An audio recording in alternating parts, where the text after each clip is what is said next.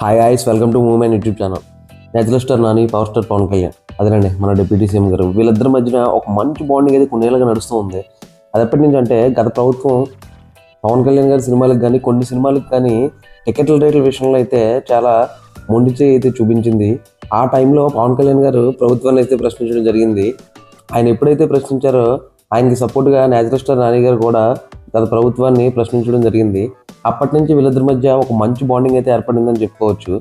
ఆ తర్వాత natural star Nani గారి సినిమాకి ఆడియో ఫంక్షన్కి కానీ లేదంటే ప్రీ రిలీజ్ ఈవెంట్కి కానీ పవర్ స్టార్ పవన్ కళ్యాణ్ గారు అయితే హాజరవడం కూడా జరిగింది. అంటే సుందరానికి సినిమాకి అప్పటి నుంచి వీళ్ళిద్దరి మధ్యన ఒక మంచి బాండింగ్ అయితే ఉంది.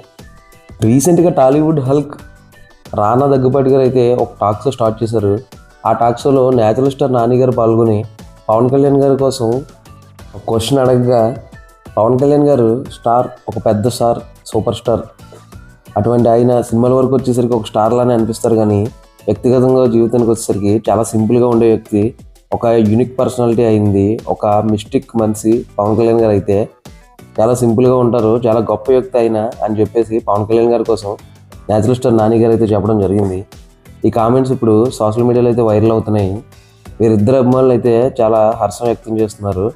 నాని గారికి పవన్ కళ్యాణ్ గారికి మధ్య ఉన్న బాండ్ చూసి. మరిన్ని ఇలాంటి సినిమా అప్డేట్స్ కోసం, మూవీ రివ్యూస్ కోసం సబ్స్క్రైబ్ చేసుకోండి మూవీ మ్యాన్. Thank you.